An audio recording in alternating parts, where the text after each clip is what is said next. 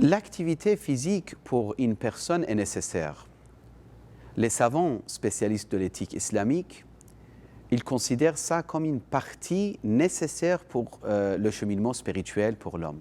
Pourquoi? Parce qu'on ne peut pas séparer le corps du cœur. On ne peut pas séparer notre aspect matériel de l'aspect spirituel. Dans ce bas monde, Allah nous a accordé cette amana, dépôt, qui est notre corps. Et pour porter justement notre âme. Notre réalité, ce n'est pas notre corps. Notre corps, c'est éphémère. C'est une réalité, c'est vrai. On ne peut pas dire, par exemple, vous vous appelez Mohammed. On ne peut pas dire Mohammed est justement ce corps qui est devant nous. Non, Mohammed, c'est une réalité qui existera après la mort aussi.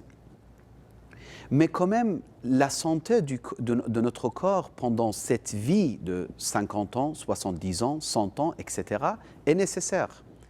Nécessaire pour notre spiritualité, nécessaire pour notre adoration, nécessaire pour notre avancement dans la vie.